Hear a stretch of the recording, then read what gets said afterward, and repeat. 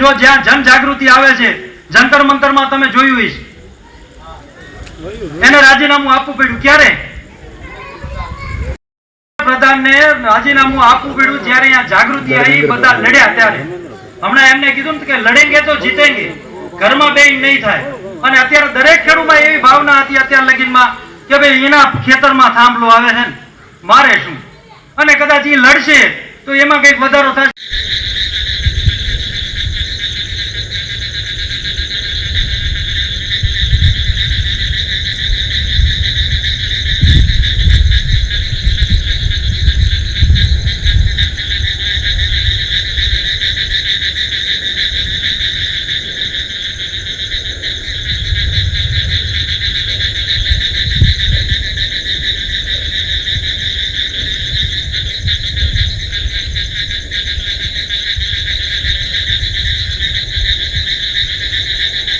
તો દરેકની આમાં જવાબદારી બને એક ખેડૂત તરીકેની.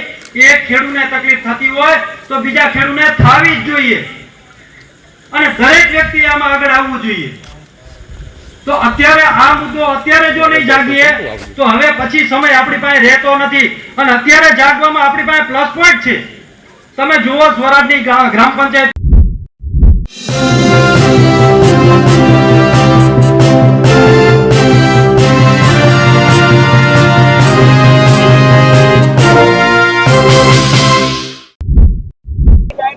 આપણે અત્યારે કુંતલપુરમાં છીએ. કુંતલપુર એટલે માતા કુંતીનું જન્મ સ્થાન. સ્થાનિક ખેડૂતો અહીંયા જે છે બેઠક કરી રહ્યા છે, બેઠક થામણા લઈને છે. સાહેબ, શું નામ છે આપનું? મારું નામ રાજેશભાઈ અગારા, જેતપર. રાજેશભાઈ, તમે જેતપરથી આવ્યા છો પણ ખૂબ રોષમાં છો અહીંયા સરકાર પર. કેમ રોષમાં છો સરકારથી લઈને? સરકાર કઈ આપવું જ નથી. રોષમાં ન હોય, રોષમાં જો સરકારને કઈ આપવું જ નથી. ખેડૂતોને બહુ ચૂસી જ લેવાના છે, બીજું કઈ કામ જ નથી કરવું ચૂસવા સિવાય બીજું કઈ.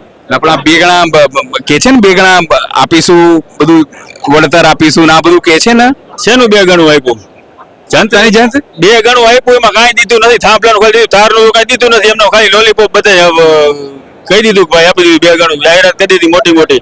થાંભલાની મોટી જાહેરાત કરી કે 9ની જગ્યાએ 87 લાખ આવશે. 87 લાખ એક ખેડૂતને આવે એમ નથી. 87 લાખ રૂપિયા ફક્ત ને ફક્ત 4 લાખ વાળા મૂળ 10 લાખ રૂપિયા આવવાના, 6 લાખ રૂપિયા વધારે થાય એમ આ વર્તન પરિપત્ર પ્રમાણે. જીતુભાઈ તો કહેતા હતા ઐતિહાસિક છે. જીતુ સરકાર તો જાહેરાત મોટી મોટી જ કરે. જાહેરાતમાં ક્યાં ટાઢી પડે?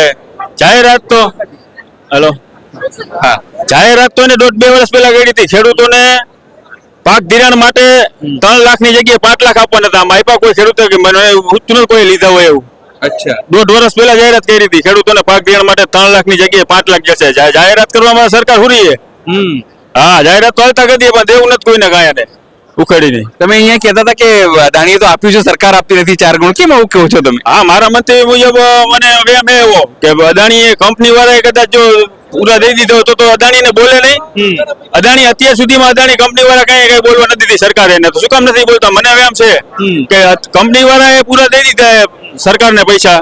સરકારના નેતાઓ ગમે ને રાખ્યા હોય. અત્યારે લગી જંત્રી પ્રમાણે દેતા હતા, તો અત્યારે 200% વધારે કેને વધારી દીધા? 200% વધારી દીધા, કેને વધારી દીધા? એના ખીચામાંથી તો કોઈ દેતા નથી નેતા. બરાબર. તો મને શંકા છે કે 400% નેતાઓને ખીચામાં ગાળી દીધા હોય અને આ નેતાઓ નથી દેવો. મને શંકા છે. એનું કારણ હા, શંકા જોઈ ને કેમ તો અત્યારે તો અદાણી વાળાને કેમ કઈ બોલવા? અત્યાર સુધી આટલું આંદોલન આવેલું, કોઈ અદાણી કંપની વાળો માણા બોલ્યો તમે આટલું આપીને તો એને બોલવું જોઈએ ને. બરાબર છે. શું કહેશો તમે? ભાઈ ભાષણ બહુ નારાજ હતા, હર્ષસંઘવીનું નામ લઈને કહેતા 18,000 કામ. કેમ આવું બધું છે? હર્ષસંઘવી કેમ આમાં વચ્ચે આવ્યા બિચારા? હા, હર્ષભાઈ એટલે વચ્ચે આવી ગયા કે આજે સવારના ગામના પ્રતિનિધિઓના ફોન આવે કે અહીંના નજીકના પીએસ પોલીસ સ્ટેશન થી ફોન આવે છે, પરમિશન નથી આપતા, પછીની તારીખ નક્કી કરો ને. એટલે અમે તમારા હાટું કઈ નવરી ના આવી. તમે ગયો એ તારીખમાં અમારે સભા કરવાની. આમ તો ગુલામ બનાવીને રાખ્યા, સભા માટે તમારે અમને ગુલામી બનાવીને રાખવા હે. બરાબર. એટલે આવનારા સમયમાં ગુજરાતના 18,000 ગામમાં સભા કરવાના. મંજૂરી તમારે દેવી હોય તો ભલે, નો દેવી હોય તો ભલે, અમે સભા કરવાના છીએ. સારી વાત એમાં છે કે તમે તાત્કાલિકના ધોરણે મંજૂરી આપી દેજો. ખેડૂને કંડરગત કરતા નહીં. આ તમે જોવો ચાલુ વરસાદે ખેડૂતો અહીં કરે સભામાં બેઠા છે. પોતાના ખેતરમાં કામ ધંધાની મોસમની સીઝન છે, એ સીઝન મૂકીને આયા પોતાની વેદના બતાવવા આવ્યા છે. પોતાને દર્દ છે એટલે આવ્યા છે. રાતને દિવસ એક કરીને કાળી મજૂરી કરીને અત્યારે ખેડૂતોની સંગઠન બનાવવા માટે મહેનત કરી રહ્યા છે અને તમે ત્યારે મંજૂરી ન આપો એટલે હર્ષસંઘવી માટે બોલવું પડ્યું. તમે અહીંયા દિલ્હીના એનજીઓની બી વાત થઈ, યુવાનોની પણ વાત થઈ કે જો એ લોકો આવું કરી શકતા હોય તો અહીંયા કેમ નહીં, તો અહીંયાના ખેડૂતો ક્યારે કરશે એવું? એમાં એવું હોય, અત્યારે આ ચોમાસાની સિઝન છે, ખેડૂત નવરા નથી, બધાને કઈ નિરાત રાખો, સમય આવશે, લાગશે વાર પણ આવશે મજા. અમે ડાયરેક્ટ ભારત દેશના ગૃહમંત્રીનું રાજીનામું લેવા નહીં, ભારત દેશના ગૃહમંત્રીનું, એને જ અમારી વાયુ મહિલા ઉપર અત્યાચાર કરાયો હતો, જનરલ ડાયર જ આ દેશનો, એટલે અત્યાચાર કરાવનારાને જ રાજીનામું પહેલા લેશું, પછી આ ઉર્જા વિભાગ ને પેટ્રોકેમિકલ ને એ બધાનો પછી રાઉન્ડ આવશે, પહેલા દેશના ગૃહમંત્રીનો રાઉન્ડ લેવામાં આવશે. આ ગૃહમંત્રી અહીંયાના ગૃહમંત્રીનું શું ભાઈ? અહીંયાને પૂછતું કે અહીંયાના ગૃહમંત્રી અંડરમાં આવે? એ બધા કઠપૂતળી હોય, ઉપરથી ઓર્ડર આવે ને એ લોકો જ આ પાલન કરે, અચ્છા, એટલે આ લોકોનું કઈ આવતું જ નથી. ઉપરથી ઓલા રંગાબીલા જે ઓર્ડર કરે ને એ લોકો આ બધાને ફોલો કરવાનું હોય. રંગાબીલા કોણ છે? આ ઈ તમને ખબર જ છે, બધી મીડિયાને ખબર છે અને આ લોકોને બધાને ખબર છે. અરે બીજા પણ આગેવાન છે, શું નામ છે આપનું? શું નામ છો? સંજયભાઈ આને બોલાવો. અરે આવો, તમે આવો. શું નામ છે સાહેબ? મારું નામ છે વિહાભાઈ, એક માલધારી અને ખેડૂત પુત્ર તરીકે આજે જે કુંતલપુરના આંગણે જે આજે જેતપુરના ખેડૂતો કુંતલપુરના ખેડૂતોને જાગૃત કરવા માટે જે આવ્યા છે એ બદલ પહેલા તો હું જેતપુરના ખેડૂતો અને કોંઢના ખેડૂતોનો ખૂબ ખૂબ હું આભાર માનું છું. અને આવી જ રીતે જે જેતપુરના મંચ ઉપરથી જે વાત કરવામાં આવી છે કે ગામડે ગામડે જઈ અને જેતપુરના ખેડૂતો દરેક ગામડે ગામડે જઈ અને ખેડૂતોને જાગૃત કરશે અને જાગૃત કરી અને આખા ગુજરાતની અંદર આ ખેડૂતની એક નાની ચિનગારી બહુ મોટું વિકરાળ રૂપ ધારણ કરશે.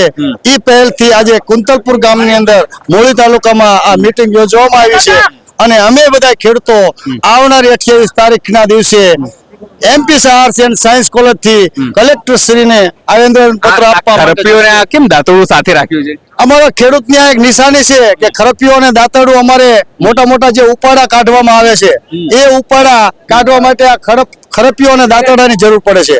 તો આ સરકારની અંદર જે કઈ મોટું ઘાસ ઉગી ગયું છે એને કાઢવા માટે થઈ ખરપીઓ લીધો છે અને જે વધારે જંગલ રાજ જેવું થઈ ગયું છે એને વાઢવા માટે આ દાંતરડાની જરૂર પડે છે. તો એવી જ રીતે અમે ખરપીઓ અને દાંતરડા અમે જો ધરતીની અંદરથી પાટું મારીને જો અન્ન પેદા કરી શકતા હોય, ધરતી ખેડી અને કણમાંથી જો મણ પેદા કરી શકતા હોય તો આ ખેડૂતના દીકરા છે અને આ એમનો હક માગે છે, કોઈ ભીખ નથી માંગતા.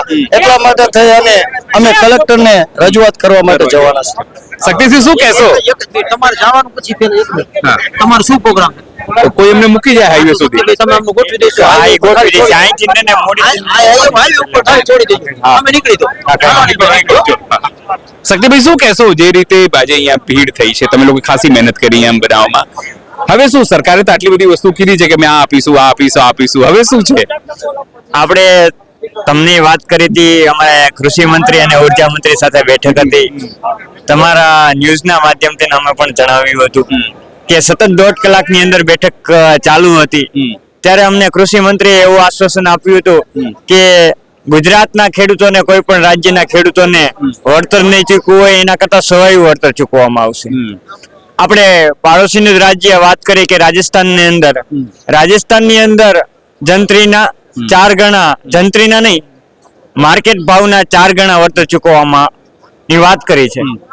તો ગુજરાતને કેમ તમે સવાયું વળતરની વાત કરતા હતા, તો 2 ગણું કેમ? સવાયું વળતર ક્યારે કહેવાય? કે ગુજરાતના ખેડૂતોને ઓછામાં ઓછું માર્કેટ ભાવના 6 ગણું વળતર ચૂકવે ને ત્યારે જ સવાયું વળતર ગુજરાતના ખેડૂતોને ચૂકવવું કહેવાય.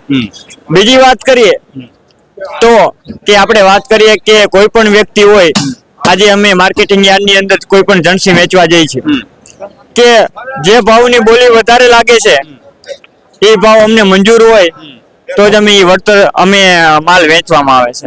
તો આ એમઆરસી ની અંદર શું કર્યું છે?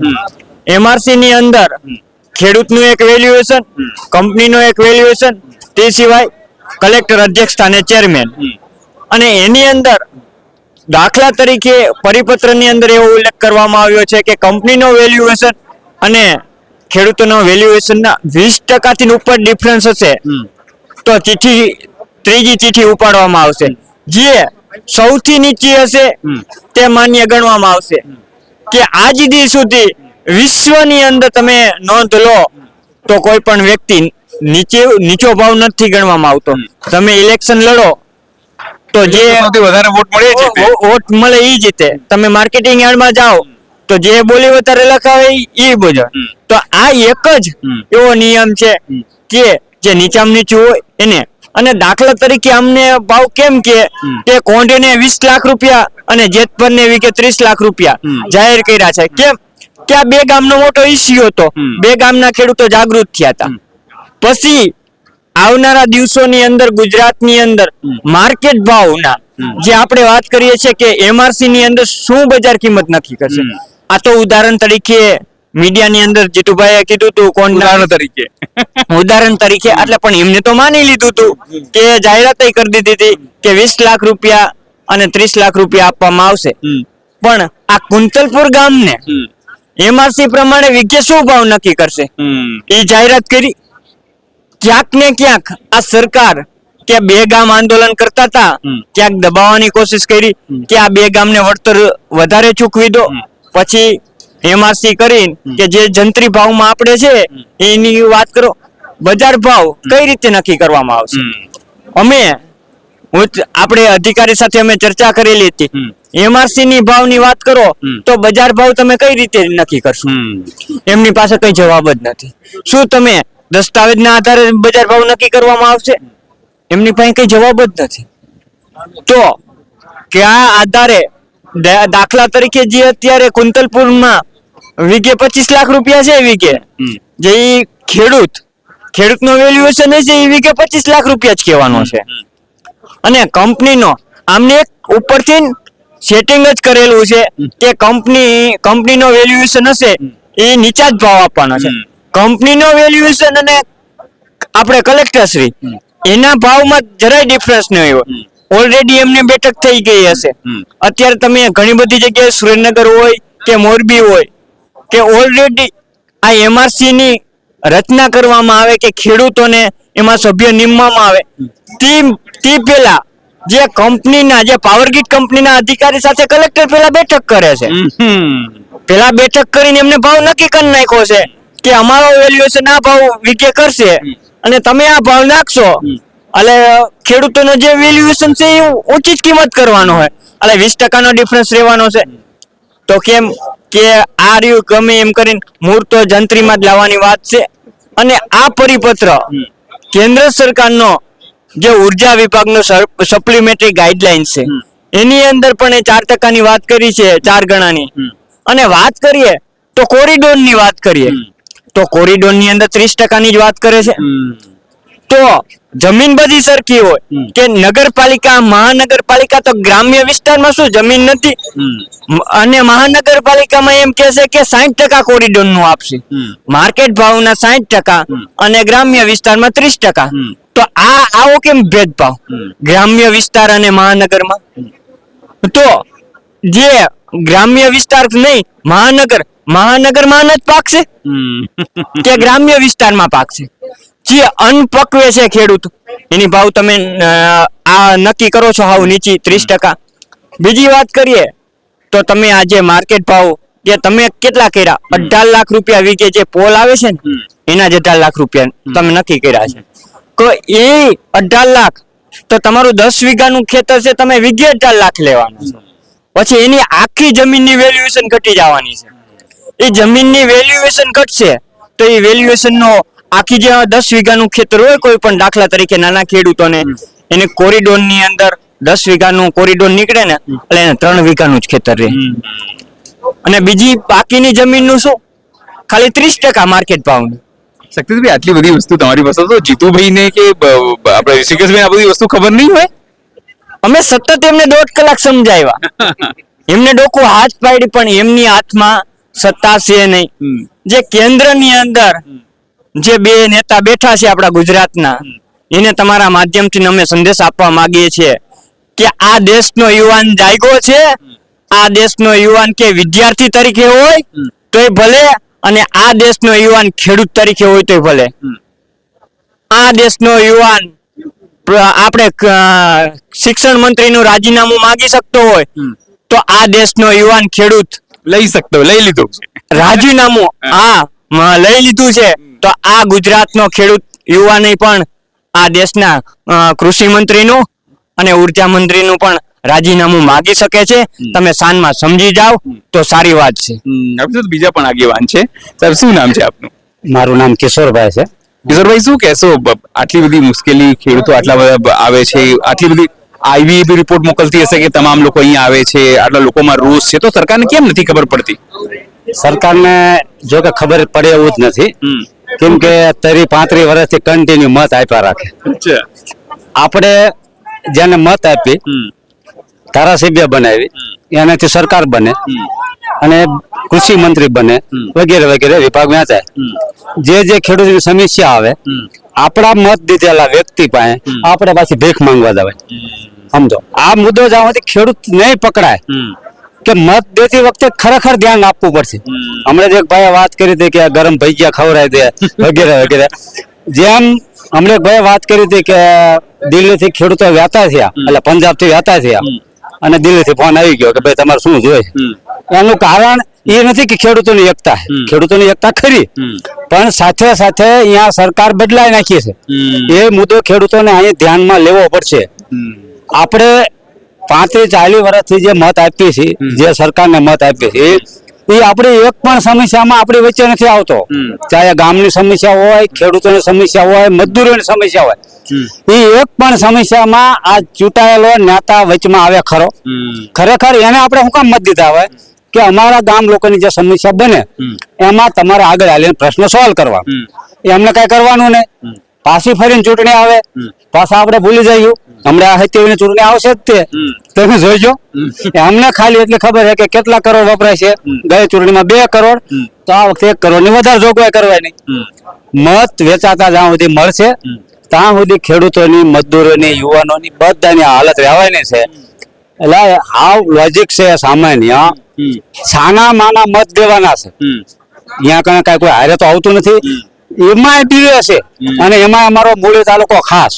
મૂળી તાલુકામાંથી ઘર બહાર નીકળવું આ તો સારું કહેવાય. આ કુંતલપુર ગામમાં એટલા ખેડૂતો ભેગા થયા. બાકી તમે અમુક અંદરના ગામડામાં જાઓ, 5 જણા નો આવે, એ એટલા બધા ડરપોક બની ગયા છે, હિંમત વગરના બની ગયા છે, માય કાંગડા બની ગયા છે. જયારે આ હિંમત જેદી એકઠી થશે ને તારે મેળ પડશે. બાકી તો આપણે ભીખ માંગતા રહેવી, ખેડૂતોને સંગઠન કરતા રહેવી, આપણો ટાઈમ બરબાદ થાય. વડાપ્રધાન નરેન્દ્ર મોદી એવું કહે છે કે ખેડૂતોની સરકાર છે, પોતે આપણે ગુજરાતી છે, તો મેં ના આપવું દેવું જોઈએ. જો રાજસ્થાનમાં આપતા હોય 4 ગણા, તો ગુજરાતમાં કેમ નહીં? તો ગુજરાતી છે. ગુજરાતના નામ ઉપર તો આખા બધા રાજ્યોમાં જીત્યા છે અને ગુજરાતીને શું કામ આપે? તમે સમજો, આના પહેલા જે રાજ્યસભાના જે ઇલેક્શનો થયા, બધે 1000 રૂપિયા ફ્રી, લાઇટ ફ્રી બધી આપ્યું કે નહીં? આ ભાજપ અલગ અલગ રાજ્યોમાં આપ્યું કે નથી? બહેનોને પણ આપ્યા. ગુજરાતમાં આપ્યું. ગેસનો બાટલો રાજસ્થાનમાં શું ભાવ મળે? મહારાષ્ટ્રમાં શું ભાવ મળે? આપે જ નહીં. તમે જ્યાં સુધી મફતમાં આપ્યા રાખો ત્યાં સુધી શું કામ આપે? આપવાનો કોઈ પ્રશ્ન નથી. મફતના મત આપણે આપ્યા રાખવી છે, એટલે આ કઈ પ્રશ્ન સોલ્વ થવાનો નથી. બદલવું જ પડે. હમણાં એક ભાઈ વાત કરી હતી કે બદલી નાખો, સરકાર બદલો, સરકાર બદલવા માટેના મત આપો, નહીં કે આ ફલાણો ભાઈ છે અને ફલાણો છે એમ નહીં. સરકાર બદલવા માટેના ડિસિઝન ક્રિએટ કરે પોતે વ્યક્તિ કે ભાઈ મારે મત આ વખતે હવે નથી આપવું, આ સરકારને નથી આપવું. એવા બધા લોકો નક્કી કરવા માંડે તારે બિચારા સામાન્ય ખેડૂતો લડે ને એમની જીત થાય. આ કેટલા ટાઈમથી બેઠા છે.